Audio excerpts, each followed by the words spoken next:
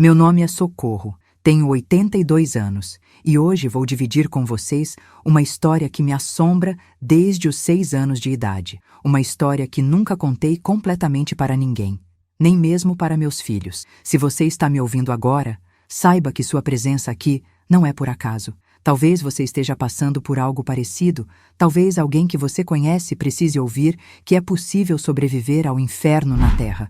Antes de começar, me diga nos comentários de onde você está me assistindo. Quero sentir que essa dor que carrego há tantas décadas pode chegar longe e tocar corações que precisam saber que existe esperança mesmo nos momentos mais escuros. Se você puder, se inscreva no canal agora mesmo, porque cada inscrição ajuda essa história a alcançar mais pessoas que precisam ouvir. A cada mês, vou sortear brindes especiais para os inscritos que mais interagirem nos comentários e deixarem seus likes, mas só para quem inscrever mesmo, porque quero conhecer vocês de verdade. Sua inscrição não é só um número para mim, é uma vida que pode ser tocada por essas palavras. Respire fundo comigo, porque o que vou contar vai mexer com você de um jeito que talvez você não espere. Nasci numa cidadezinha perdida, no sertão da Paraíba, onde as casas eram de taipa, as ruas de barro vermelho, e onde todo mundo sabia da vida de todo mundo. Minha família era pobre, que nem rato de igreja, mas não era a fome que me doía por dentro. Era o silêncio pesado que pairava naquela casa como uma maldição. O silêncio de uma mãe que tinha os olhos sempre inchados de tanto chorar escondido. O silêncio de um pai que só abria a boca para praguejar ou para beber mais uma dose de cachaça. E o silêncio de uma menina que aprendeu desde cedo que para não apanhar era melhor virar invisível. Eu era essa menina, Socorro, e desde os meus primeiros anos de vida aprendi que o mundo não tinha piedade de criança. Não havia carinho, não havia colo, não havia sequer um bom dia carinhoso.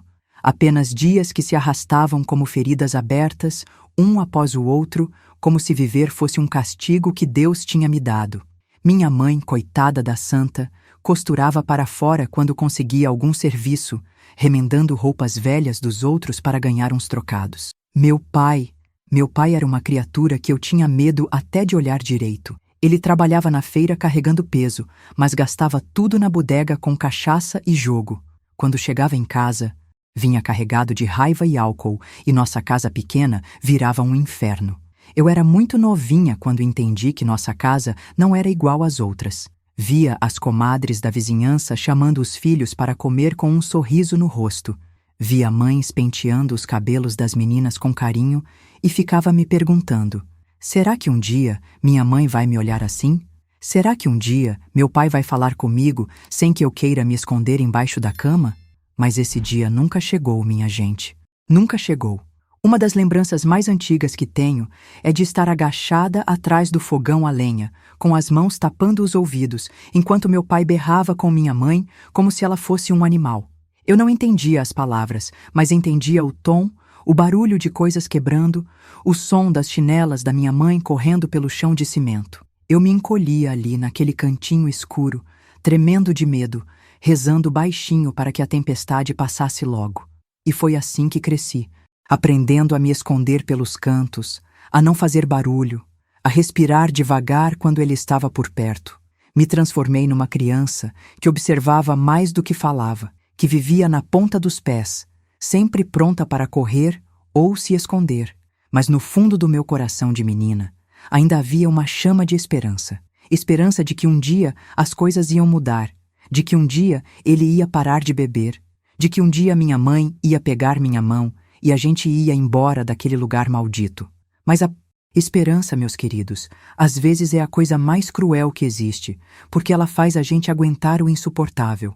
Lembro como se fosse ontem do dia em que minha mãe tentou fugir. Eu tinha uns 7 anos, era uma noite escura, sem lua, e eu estava deitada na minha caminha de palha, fingindo que dormia. De repente, ouvi um barulho estranho na cozinha.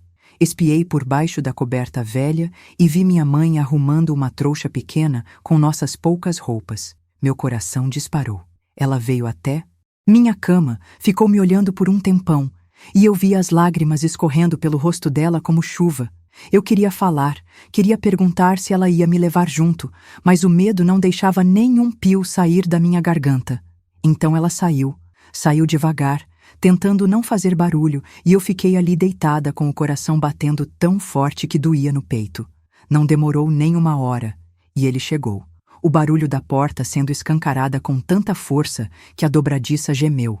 Os gritos começaram, os passos pesados pelo chão, e então aquele som que me arrepia até hoje só de lembrar.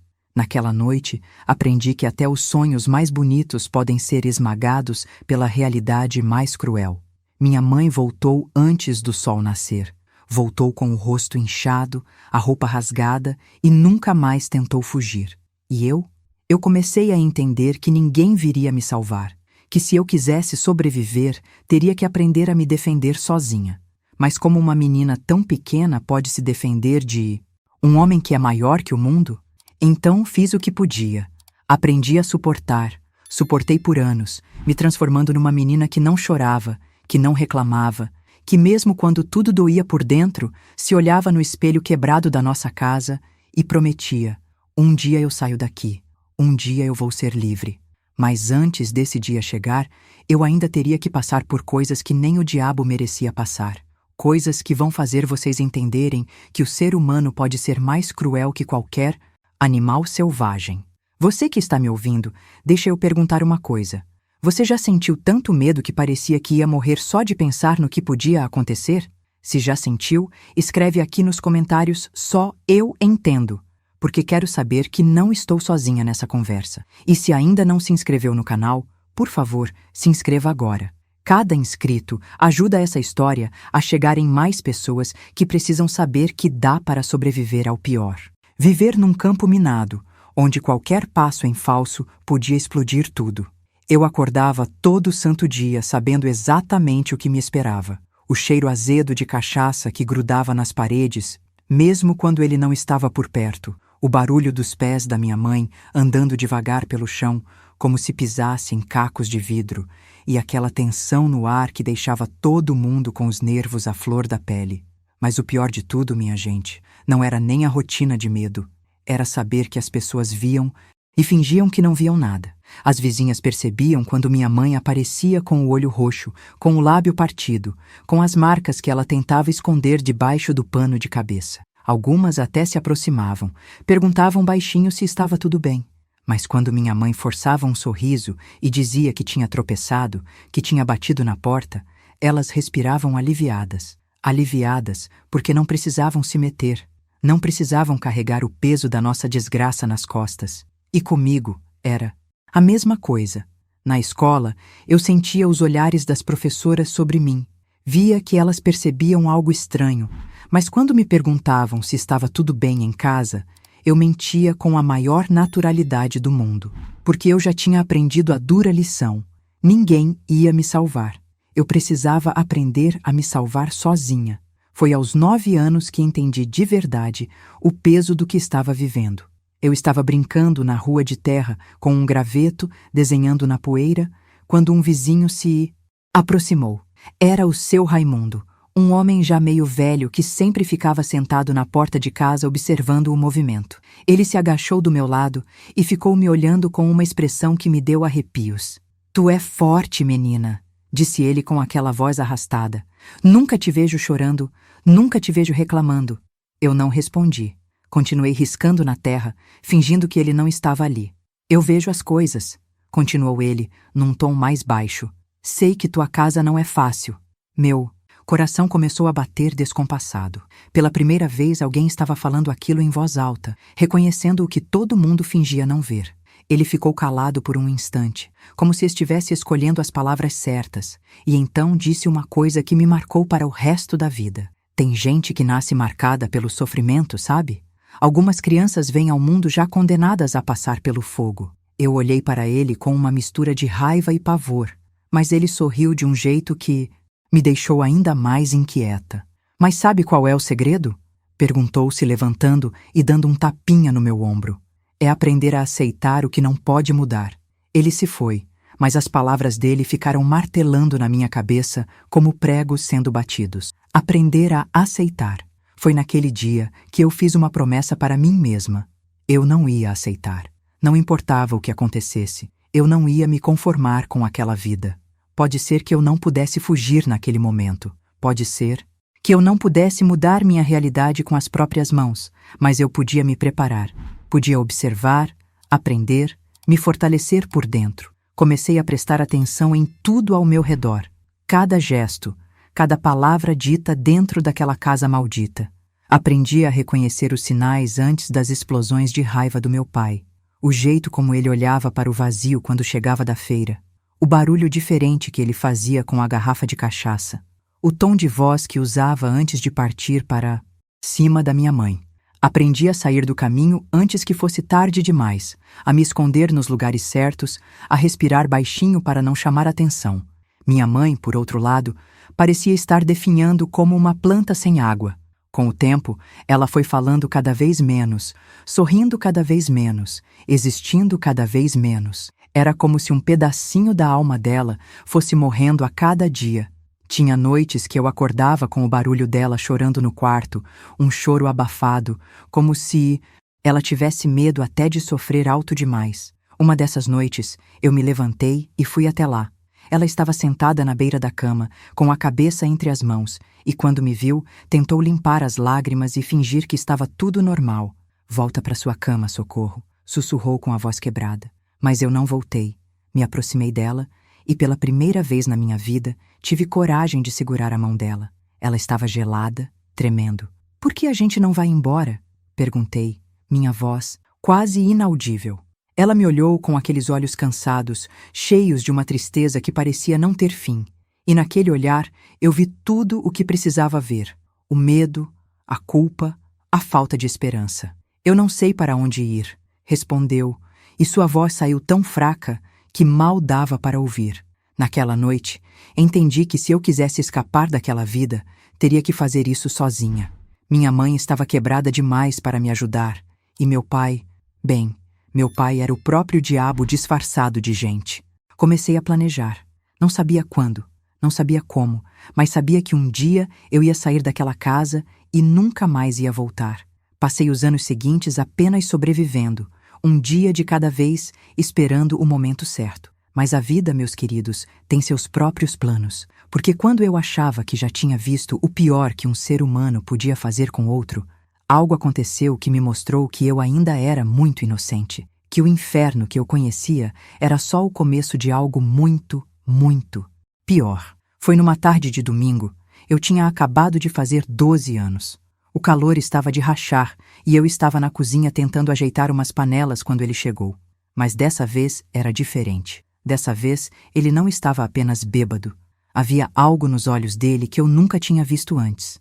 Algo que me fez sentir um frio na barriga, mesmo com todo aquele calor infernal. Ele ficou parado na porta me olhando de um jeito que me fez querer sair correndo, mas as pernas não obedeciam. Você está crescendo, disse ele, e havia algo na voz dele que não era normal. Não era raiva, não era irritação. Era outra coisa, algo que me deu mais medo do que todos os gritos e socos que eu já tinha presenciado. Naquele momento, eu soube que minha vida estava prestes a mudar de um jeito que eu nem conseguia imaginar. E não seria para melhor. Se você já passou por momentos que te fizeram sentir que o chão estava desaparecendo debaixo dos seus pés, deixe um coração nos comentários. Quero que vocês saibam que entendo essa sensação. E que por mais escuro que pareça, sempre há uma luz no fim do túnel. Se inscreve no canal se ainda não fez isso, porque sua presença aqui me dá força para continuar contando essa história que dói tanto para lembrar. Fiquei ali parada, sem conseguir me mexer, como se meus pés tivessem virado pedra. O jeito que ele me olhava era diferente de tudo que eu já tinha visto antes. Não era o olhar de raiva que eu conhecia. Era algo muito pior. Algo que me fazia sentir suja só de ser vista. Vem cá, disse ele, e sua voz saiu rouca, diferente. Eu queria correr, queria gritar, mas era como se meu corpo tivesse esquecido como fazer essas coisas. Não tenha medo, continuou, mas havia algo na voz dele que me dizia para ter muito medo mesmo. Ele estendeu a mão em minha direção e eu vi que estava tremendo também, mas não era de nervoso. Era de uma coisa ruim. uma coisa que eu não sabia dar nome naquela época, mas que meu corpo reconhecia como perigo. Foi quando minha mãe apareceu na porta da cozinha. Ela olhou para a cena e, pelo jeito que seu rosto ficou branco como papel, eu soube que ela entendeu exatamente o que estava acontecendo. "Socorro, vai lá fora brincar", disse ela, tentando manter a voz firme, mas eu ouvi o tremor, ouvi o medo. Eu olhei para ela, depois para ele e saí correndo como se o diabo estivesse no meu encalço. Fiquei escondida atrás da casa dos vizinhos, tremendo igual vara verde, tentando entender o que estava acontecendo. Através da janela pequena da nossa cozinha, vi minha mãe e meu pai conversando baixo, mas era uma conversa estranha, onde ela falava muito e ele apenas balançava a cabeça. De vez em quando, ele apontava para onde eu tinha saído, e minha mãe ficava mais agitada. Eu não conseguia ouvir as palavras, mas sabia que estavam falando de mim, e isso me deixava com mais medo ainda. Quando finalmente voltei para casa, já estava escurecendo. Minha mãe estava sentada na mesa da cozinha, com o rosto nas mãos, e quando me viu, tentou sorrir, mas foi o sorriso mais triste que eu já vi na vida. "Vem cá, filha", disse ela, e sua voz estava diferente, como se ela tivesse chorado muito. Me sentei do lado dela e ela segurou minhas mãos com uma força que doía um pouco. "Socorro, você está ficando moça", começou ela, e eu não entendia para onde aquela conversa ia. "E quando uma menina fica moça, precisa tomar cuidado com certas coisas." Ela falou por muito tempo, usando palavras que eu não entendia direito, mas o que ficou claro foi uma coisa: eu não podia mais ficar sozinha com meu pai. Nunca mais. Se ele chegasse e ela não estivesse em casa, eu tinha que sair correndo. Se ele tentasse me chamar para o quarto dele, eu tinha que gritar e correr. Se ele tentasse me tocar de um jeito estranho, eu tinha que lutar como uma onça e sair de perto. "Você entendeu, minha filha?", perguntou ela, me olhando nos olhos com uma seriedade que me assustou ainda mais. Eu balancei a cabeça que sim, mesmo sem entender tudo. A partir daquele dia, minha vida virou um pesadelo ainda pior, porque agora eu não tinha apenas que me esconder da raiva dele, tinha que me esconder dele mesmo, dos olhares, dos jeitos que ele arrumava para esbarrar em mim, das vezes que ele ficava parado na porta do meu quarto de madrugada, só olhando.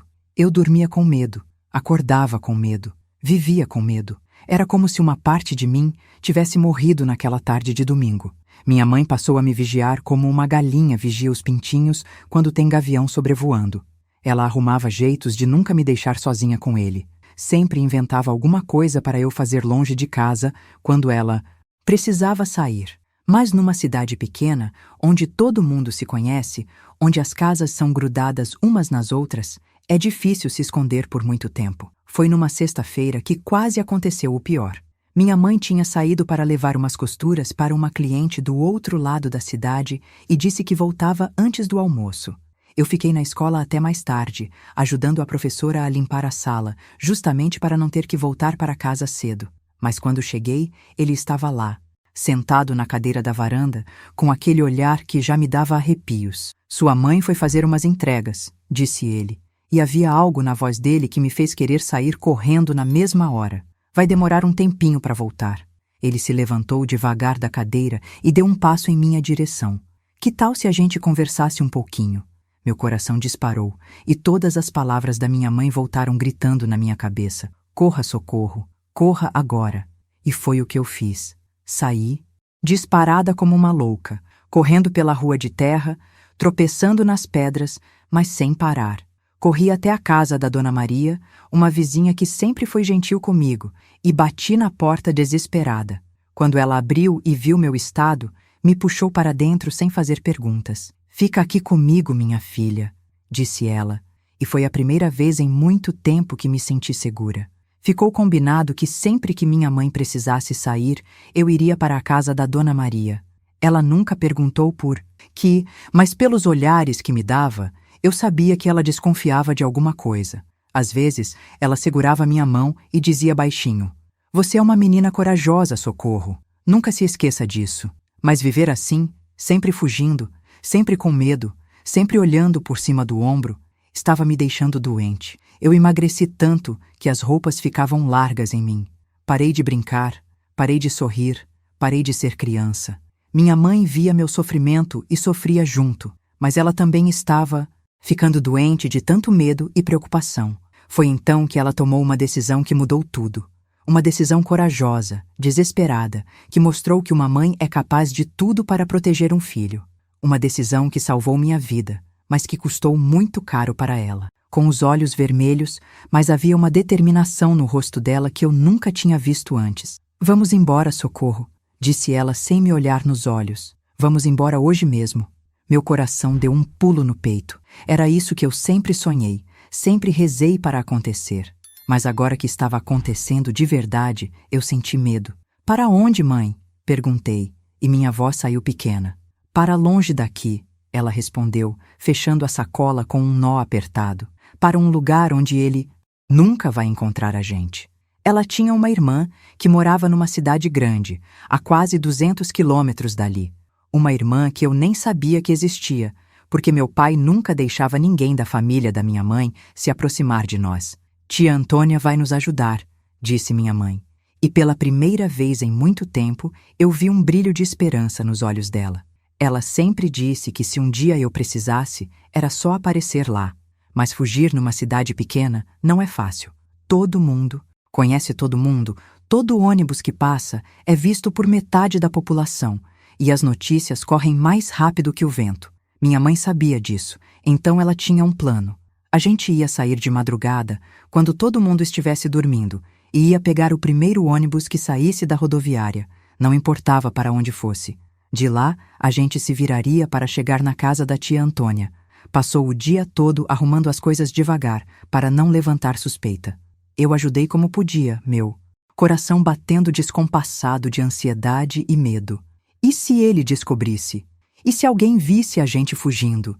E se a tia Antônia não quisesse nos receber? Milhões de pensamentos ruins passavam pela minha cabeça, mas também havia uma sensação nova, uma sensação que eu quase tinha esquecido como era: esperança. Quando anoiteceu, minha mãe me disse para ir dormir cedo, mas fingir que estava dormindo. Ela ia me acordar na hora certa. Eu me deitei na minha caminha de palha, mas não consegui fechar o olho nem por um minuto. Ficava ouvindo os barulhos da casa, os passos do meu pai cambaleando pelo corredor, a voz da minha mãe respondendo alguma coisa que ele perguntou. Seria a última noite que eu dormiria naquela casa maldita? Seria a última vez que eu sentiria aquele medo que me acompanhava desde pequena? Por volta das 3 da manhã, senti a mão da minha mãe me balançando devagar. Levanta, filha, mas sem fazer barulho, sussurrou no meu ouvido. Eu me levantei num pulo, já com as roupas que tinha dormido mesmo. Ela pegou a sacola que tinha escondido debaixo da mesa da cozinha, segurou minha mão e a gente saiu devagar pela porta dos fundos. A madrugada estava escura que nem boca de lobo. Só se ouvia o barulho dos grilos e do vento balançando as folhas das árvores. A gente andou pelas ruas vazias como dois fantasmas, eu grudada na saia da minha mãe, ela olhando para todos os lados para ter certeza de que ninguém estava vendo. Quando chegamos na rodoviária, que era só um ponto de ônibus meio largado numa praça pequena, já havia algumas pessoas esperando o primeiro ônibus do dia. O ônibus chegou quando o sol estava começando a clarear o céu.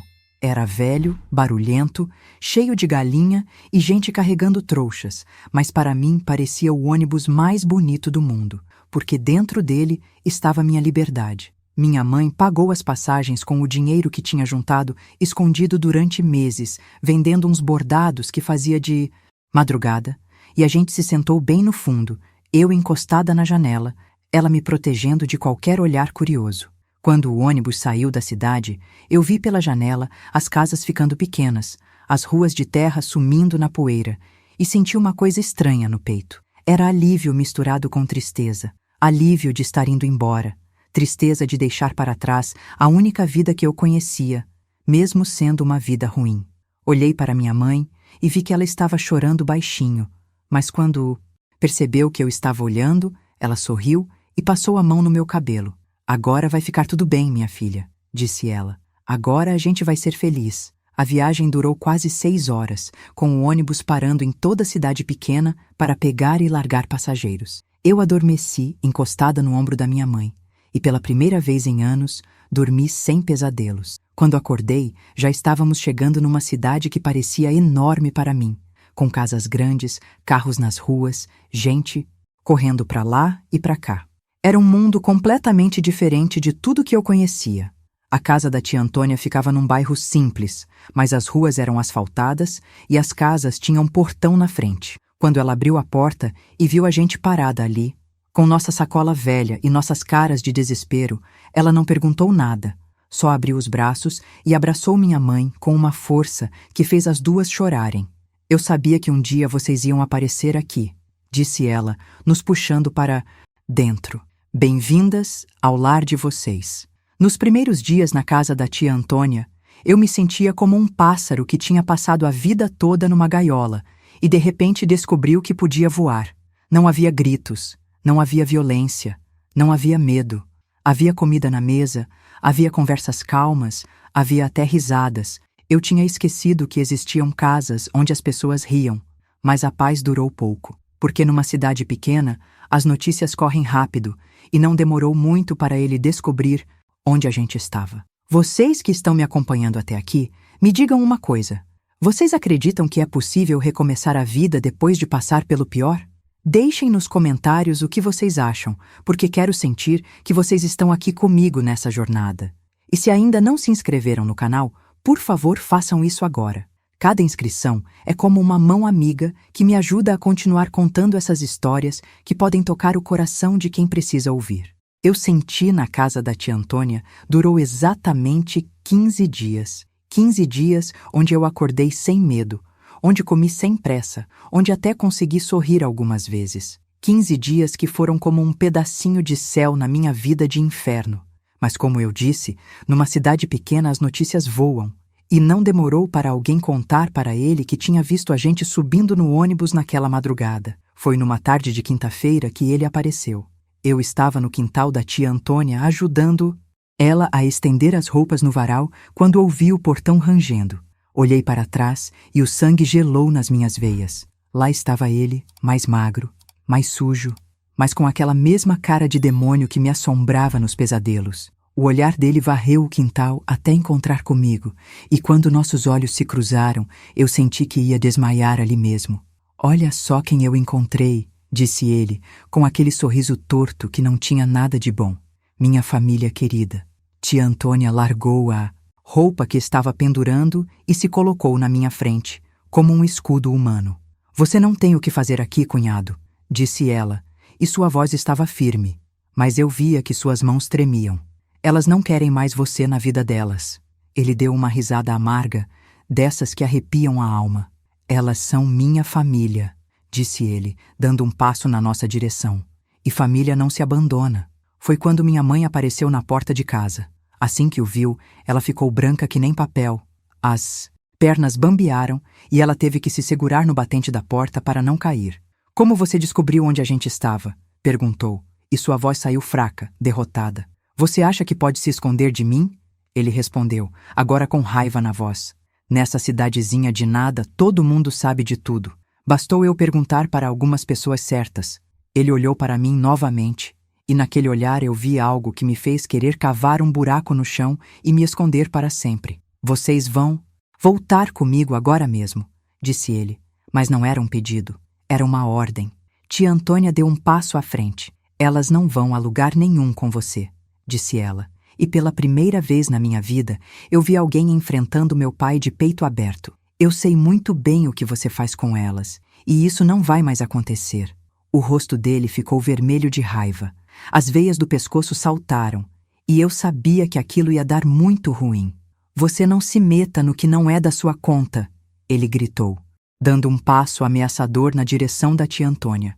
Elas são minha família, e eu faço o que quiser com elas. Foi quando aconteceu algo que mudou tudo. Tia Antônia não se intimidou. Pelo contrário, ela ficou ainda mais firme. Se você der mais um passo, eu chamo a polícia, disse ela, e eu vi que ela não estava blefando. Meu pai parou onde estava, olhou para ela, depois para minha mãe, depois para mim. O silêncio que se fez foi pesado como chumbo. Então, ele sorriu, mas foi o sorriso mais assustador que eu já vi na vida. Está bem, disse ele, dando alguns passos para trás. Mas isso não vai ficar assim. Vocês ainda são minha família, e eu sempre venho buscar o que é meu. Ele saiu do quintal, mas antes de ir embora, olhou para mim uma última vez e fez um gesto com a mão, como se estivesse cortando o próprio pescoço. A mensagem estava clara. Ele ia voltar, e quando voltasse, seria pior. Muito pior. Depois que ele se foi, tia Antônia trancou o portão e todas as portas da casa. Sentou comigo e minha mãe na mesa da cozinha e disse uma coisa que me marcou para sempre. Vocês não podem continuar fugindo para sempre. Uma hora ele vai cansar de procurar, ou vocês vão ter que tomar uma decisão mais drástica. Que tipo de decisão? Perguntou minha mãe. Mas eu senti que ela já sabia a resposta. Vocês vão ter que denunciar ele, disse tia Antônia. Vão ter que contar para as autoridades o que ele faz com vocês. É a única forma de parar isso de uma vez por todas. Minha mãe ficou em silêncio por um longo tempo, mexendo nervosamente com as mãos. Você não entende, disse ela finalmente. Ele conhece gente na polícia da nossa cidade. Ele tem amigos em todo lugar. Se eu denunciar ele e não derem nada, ele vai me matar. Vai matar nós duas. Foi então que tia Antônia falou sobre uma mulher que ela conhecia, uma assistente social que trabalhava ajudando famílias em situações como a nossa. Ela pode nos ajudar, disse ela. Pode colocar vocês num lugar seguro, longe daqui, onde ele nunca vai encontrar. A esperança brilhou nos olhos da minha mãe, mas logo se apagou. E se não der certo? Perguntou ela. E se ele descobrir e vier atrás da gente? Então vocês vão ter que escolher, disse tia Antônia com uma firmeza que me impressionou. Ou vocês vivem para sempre fugindo, sempre com medo, ou vocês lutam de uma vez por todas pela liberdade de vocês. Ela olhou para mim, depois para minha mãe. Socorro merece ter uma vida normal. Merece ir para a escola sem medo, brincar sem olhar por cima do ombro, dormir sem pesadelos. Vocês duas merecem isso. Naquela noite, enquanto eu estava deitada na cama quentinha da casa da tia Antônia, ouvi minha mãe e ela conversando baixinho na cozinha. Elas falaram por horas, planejando, pensando, pesando os riscos. No dia seguinte, minha mãe veio falar comigo. Socorro, a gente vai ter que ser muito corajosa, disse ela, segurando minhas mãos. Vamos contar nossa história para pessoas que podem nos ajudar de verdade. 2 dias depois, tia Antônia nos levou para conhecer Dona Conceição, a assistente social.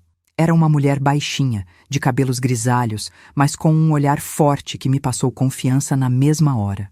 Ela ouviu nossa história inteira sem interromper, sem julgar, apenas anotando algumas coisas num caderno velho. Quando terminamos de contar, ela suspirou fundo e disse: Vocês foram muito corajosas ao virem aqui, e podem ter certeza de que não vão voltar para aquela vida nunca mais. Mas como eu já tinha aprendido na vida, as coisas nunca são tão simples assim, porque na mesma semana ele apareceu novamente, e dessa vez não veio sozinho. Tinha nascido, e eu acordei com o barulho das pancadas violentas que ecoavam pelo quintal. Abra essa porta! Gritava ele do lado de fora, e sua voz estava diferente, mais perigosa, como a voz de um animal acuado. Eu sei que vocês estão aí dentro. Saiam agora, que a conversa vai ser mais fácil. Tia Antônia correu para o quarto onde eu e minha mãe estávamos dormindo, com o rosto branco de medo. Ele voltou, sussurrou, e não está sozinho. Minha mãe se levantou da cama tremendo que nem folha no vento. Pela janela pequena do quarto, a gente podia ver os 3 homens parados na rua. 2 deles tinham facas na cintura, e o terceiro, que eu não conhecia, segurava algo que parecia ser uma arma embrulhada num pano. Ele está falando sério dessa vez, disse minha mãe, e eu ouvi na voz dela que ela estava perdendo a esperança novamente. As pancadas no portão continuavam, cada vez mais violentas. Eu conto até 10, gritou meu pai. Se vocês não saírem, eu entro do mesmo como jeito, e aí vai ser pior para todo mundo. Tia Antônia correu para a cozinha e voltou com uma faca de cortar carne. Suas mãos tremiam tanto que ela mal conseguia segurar. Eu não vou deixar ele levar vocês, disse ela, mas sua voz não soava muito convincente. Foi quando ouvimos o barulho do portão sendo arrombado. O ferro gemeu, fez um barulho seco e então os passos pesados invadiram o quintal. Agora vamos ver quem é que manda aqui, ouvi a voz dele se aproximando da porta da casa. Minha mãe me puxou para debaixo da cama e a gente ficou ali encolhidas, ela me cobrindo com o próprio corpo, tentando me proteger do que estava por vir. A porta da frente se escancarou com um estrondo que fez a casa toda tremer.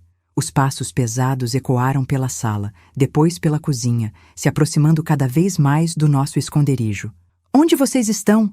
gritou ele, e eu senti o cheiro forte de cachaça misturado com suor e raiva. "Vocês acham que podem se esconder de mim? Acham que eu vim até aqui para brincar?" Tia Antônia tentou enfrentá-lo na sala. "Saia da minha casa!" gritou ela, mas sua voz saiu fraca, assustada. "Você não tem o direito de invadir aqui." Ouvi o som de algo caindo no chão, um grito abafado da tia Antônia, e então a voz dele, fria como gelo. "Agora você vai me dizer onde elas estão, ou vai se arrepender de ter se metido onde não foi chamada." Minha mãe apertou minha mão com tanta força que doeu e sussurrou no meu ouvido: "Não importa o que aconteça, você não sai de debaixo dessa cama. Você me promete?" Eu balancei a cabeça, mas por dentro estava apavorada. Os passos se aproximaram do quarto e então a porta se abriu devagar, rangendo como se fosse a porta do próprio inferno. "Eu sei que vocês estão aqui", disse ele, e sua voz agora estava calma demais, o que era ainda mais assustador. "Saiam de onde estão que a gente resolve isso de uma vez." O silêncio que se fez foi ensurdecedor. Eu podia ouvir meu próprio coração, batendo tão forte que tinha certeza de que ele ia nos descobrir só pelo barulho. Foi então que minha mãe fez algo que eu nunca vou esquecer. Ela saiu de debaixo da cama devagar, se levantou e encarou meu pai de frente. "Eu estou aqui", disse ela, e havia uma coragem na voz dela que eu nunca tinha ouvido antes. "Mas Socorro não vai voltar com você. Nunca mais." Ele olhou para ela, depois olhou ao redor do quarto procurando por mim. "Onde ela está?" "Longe de você", respondeu minha mãe, se colocando entre ele e a cama onde eu estava escondida. E é assim que vai continuar. O que aconteceu depois foi rápido demais para eu entender direito. Ouvi o som de uma bofetada, um grito da minha mãe, barulho de luta. Ela estava tentando proteger meu esconderijo com a própria vida. "Você vai me dizer onde ela está, ou eu vou fazer você se arrepender de ter nascido", ouvi ele dizer, e sua voz estava carregada de uma violência que me gelou o sangue. Mas então aconteceu algo inesperado. De repente, a casa se encheu de vozes estranhas, passos correndo, gritos de "Polícia! Ninguém se mexe!" Dona Conceição, a assistente social, tinha cumprido a promessa. Ela havia chamado as autoridades e eles chegaram bem na hora. Ouvi o barulho de uma confusão danada, gritos, ordens sendo dadas, e então o silêncio. Um silêncio diferente, um silêncio de alívio. Uma voz de mulher, calma e gentil, me chamou. "Socorro, você pode sair. Está tudo bem agora. Você está segura." Saí de debaixo da cama tremendo, e a primeira coisa que vi foi minha mãe sentada numa cadeira, sendo atendida por uma enfermeira. Ela estava machucada, mas viva. Ela estava viva. Meu pai estava algemado, sendo levado para fora da casa por 2 policiais. Antes de sair, ele olhou para mim uma última vez, e naquele olhar eu vi toda a raiva, todo o ódio que ele sentia. Mas também vi algo mais. Eu vi que ele sabia que tinha perdido, que nunca mais ia poder me tocar, me machucar, me assustar. "Ele não vai mais incomodar vocês", disse um dos policiais para minha mãe. "Temos testemunhas suficientes e evidências para mantê-lo longe de vocês para sempre." Minha mãe chorou quando ouviu essas palavras, mas foram lágrimas de alívio, de libertação. Dona Conceição se ajoelhou na minha frente e segurou minhas mãos. "Você foi muito corajosa, Socorro", disse ela com um sorriso carinhoso. "E agora vocês vão poder recomeçar suas vidas de verdade. Vão para um lugar seguro onde vão ser cuidadas e protegidas." Ela falou sobre um abrigo especial, um lugar onde mães e filhas que passaram pelo que nós passamos podiam ficar até conseguirem se reerguer. Naquele dia, pela primeira vez na vida, eu entendi o que era liberdade de verdade. Não era só não ter medo, era saber que o medo tinha ido embora para sempre. Era poder respirar fundo, sem se preocupar com o que podia acontecer no minuto seguinte. Mas mesmo com toda essa libertação, eu ainda tinha um longo caminho pela frente. Porque quando você vive tanto tempo com medo, Mesmo depois que o perigo passa, ele ainda vive dentro de você. E ia demorar muito tempo para eu aprender a viver sem ele.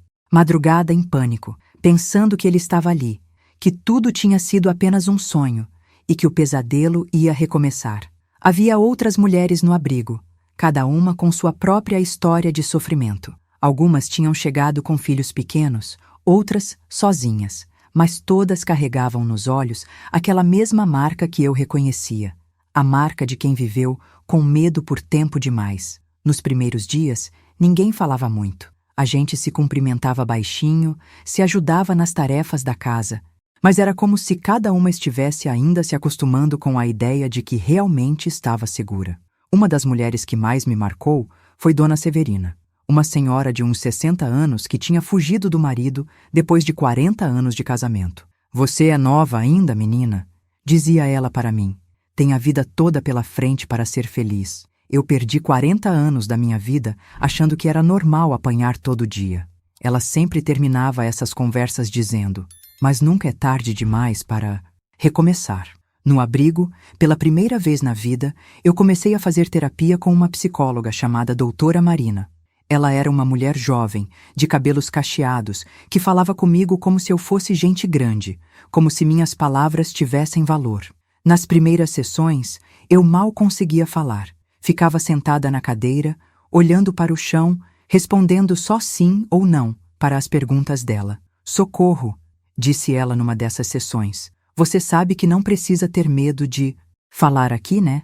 Aqui é seu espaço, sua hora de colocar para fora tudo que está guardado no seu coração."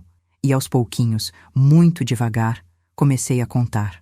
Contei sobre os medos, sobre as noites em claro, sobre a sensação de que eu nunca ia ser uma pessoa normal.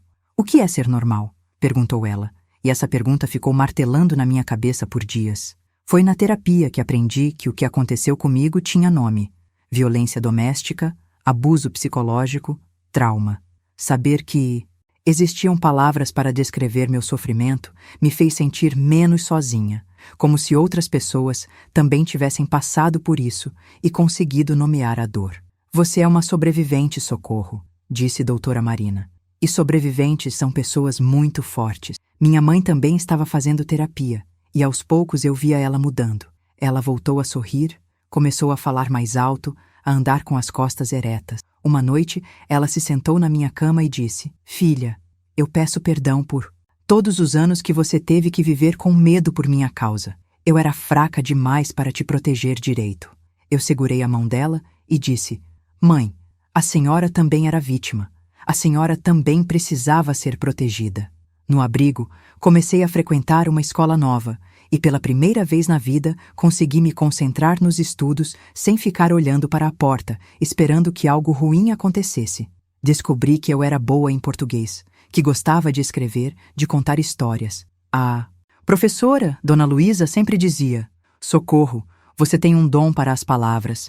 Você deveria escrever sobre suas experiências." Foi assim que comecei a escrever minha história. Primeiro foram apenas alguns parágrafos, depois páginas, depois cadernos inteiros. Escrever era como tirar pedras pesadas de dentro do peito. Cada palavra que colocava no papel era um pedacinho da dor que saía de dentro de mim. Doutora Marina disse que isso se chamava terapia pela escrita e que muitas pessoas se curavam assim. Depois de 8 meses no abrigo, chegou a hora de sairmos de lá. Dona Conceição tinha conseguido um emprego para minha mãe numa fábrica de tecidos e uma casinha pequena para a gente morar num bairro operário. Era simples, mas era nossa. Nossa de verdade, sem medo, sem violência, sem pesadelos. O primeiro dia na casa nova foi estranho. Eu ficava esperando que alguém chegasse gritando que algo ruim acontecesse, mas nada disso aconteceu. Minha mãe fez café da manhã cantarolando baixinho, coisa que eu nunca tinha visto ela fazer. À noite, a gente jantou conversando sobre os planos para o futuro, sobre como ia ser bom ter nossa própria vida. Mas mesmo com toda essa paz, ainda havia dias difíceis, dias em que eu acordava assustada, dias em que qualquer barulho mais alto me fazia pular da cadeira, dias em que eu me sentia culpada por ter sido feliz. Doutora Marina me explicou que isso era normal, que o trauma não desaparece de uma hora para outra. É como uma ferida que está cicatrizando, dizia ela. Às vezes ainda dói, mas cada dia dói um pouco menos. Foi numa dessas consultas que ela me disse algo que mudou minha vida. Socorro, você já pensou em usar sua história para ajudar outras pessoas? Eu não entendia o que ela queria dizer. Como assim? Perguntei, contando sua experiência, mostrando que é possível sobreviver e ser feliz depois do trauma. Há muitas meninas por aí passando pelo que você passou, e talvez sua voz possa chegar até elas. A ideia ficou plantada na minha cabeça como uma semente. Será que eu conseguiria ajudar outras pessoas contando minha história? Será que minha dor poderia servir para algo bom? Comecei a imaginar uma menina como eu, escondida debaixo de uma cama, tremendo de medo, e pensei, e se ela soubesse que existe um caminho para sair dali? E se ela soubesse que é possível ser feliz depois de tanto sofrimento? Foi assim que tomei uma decisão que mudaria minha vida para sempre. Eu ia contar minha história para o mundo. Não sabia ainda como, não sabia quando, mas sabia que tinha que fazer isso. Porque se minha dor podia ser transformada em esperança para outras pessoas, então talvez tudo o que eu passei tivesse valido a pena. Nos anos que se seguiram, me dediquei aos estudos, me formei professora e comecei a trabalhar com crianças em situação de vulnerabilidade. Cada criança que eu ajudava era como se eu estivesse ajudando a menina que eu fui um dia. E foi assim que aprendi que nossa maior ferida pode se tornar nossa maior força. Eu estava curando a menina que fui um dia. Minha mãe viveu para ver seus netos crescerem, para ver que a decisão corajosa que ela tomou naquela madrugada mudou não só nossas vidas, mas as vidas das gerações que vieram depois. Ela morreu aos 78 anos, dormindo tranquila na sua cama, sem medo, sem pesadelos. No funeral dela, eu disse para todo mundo que ela foi a mulher mais corajosa que eu conheci, porque é preciso muita coragem para quebrar um ciclo de violência que parece não ter fim. Meu pai? Ele morreu na cadeia, sozinho, alguns anos depois de ter sido preso. Quando recebi a notícia, não senti raiva, não senti alegria, senti uma estranha paz, como se uma página pesada da minha vida tivesse sido virada para sempre. Perdoei ele, não porque ele merecia, mas porque eu merecia viver sem carregar rancor no coração. Durante todos esses anos, sempre que encontrava uma criança ou uma mulher passando por situações parecidas com a minha, eu contava pedaços da minha história. Via nos olhos delas a mesma surpresa que eu senti quando doutora Marina me disse que eu era uma sobrevivente. A surpresa de descobrir que era possível sobreviver, que era possível ser feliz depois de tanto sofrimento. Foi numa palestra que dei numa escola, há uns 10 anos, que uma menina de 13 anos se aproximou de mim depois e disse baixinho: "Professora Socorro, a minha casa é igual à sua casa era." Naquele momento, eu entendi que minha missão na vida não tinha acabado, que enquanto houvesse uma criança sofrendo em silêncio, eu tinha que continuar falando, continuar contando, continuar mostrando que existe um caminho para sair da escuridão. Essa menina se chama Ana Clara.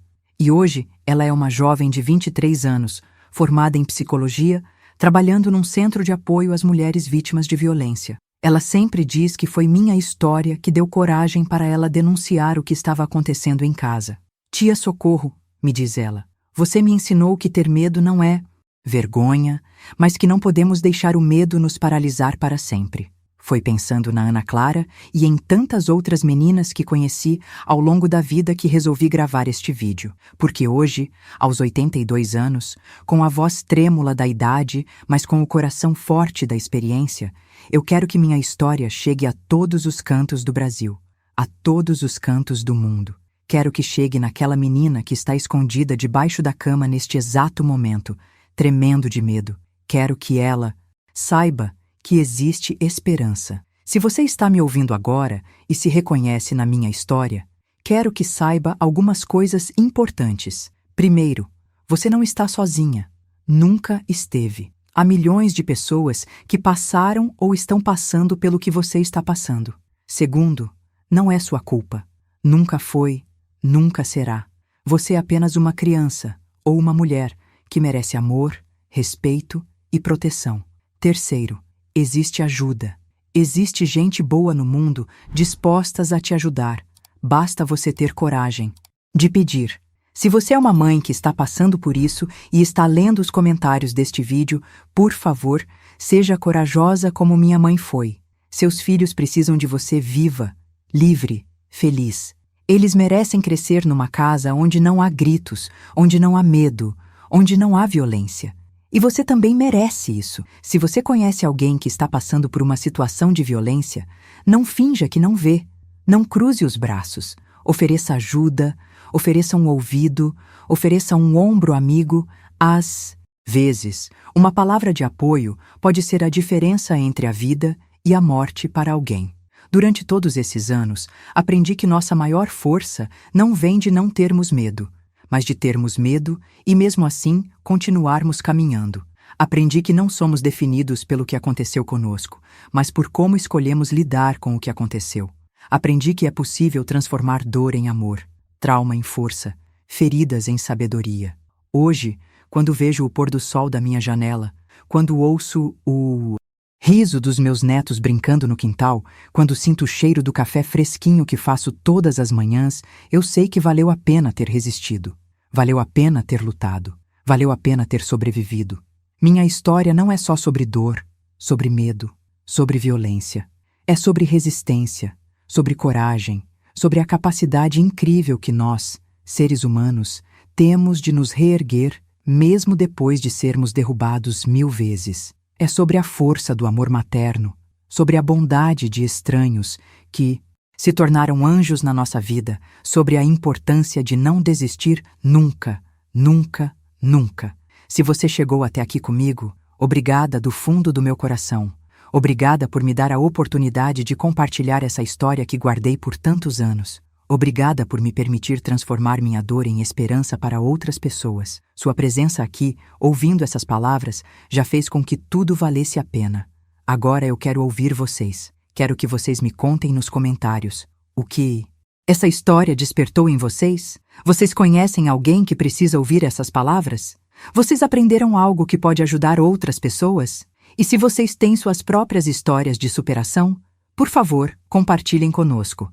Porque quando a gente divide nossas experiências, quando a gente mostra que é possível sobreviver e ser feliz, a gente está plantando sementes de esperança no coração de quem mais precisa. Se este vídeo tocou seu coração, por favor, se inscreva no canal. Não, porque eu preciso de números, mas porque cada inscrição representa uma pessoa que acredita na força da esperança, uma pessoa que está disposta a espalhar amor e apoio pelo mundo. E lembrem-se, todo mês eu estarei aqui sorteando brindes especiais para vocês que mais interagirem, que mais compartilharem suas histórias, que mais demonstrarem que fazem parte dessa família de pessoas que acreditam na força da superação. Termino deixando uma mensagem para aquela menina ou mulher que está passando pelo seu momento mais escuro. Não desista. Por favor, não desista. O sol sempre volta a brilhar depois da tempestade mais violenta. Sua história ainda está sendo escrita, e os próximos capítulos podem ser os mais bonitos de todos. Com todo o amor do meu coração de 82 anos, eu sou Socorro, e essa foi minha história de dor que se transformou em esperança. Até a próxima, meus queridos. Fiquem com Deus e nunca se esqueçam. Vocês são mais fortes do que imaginam.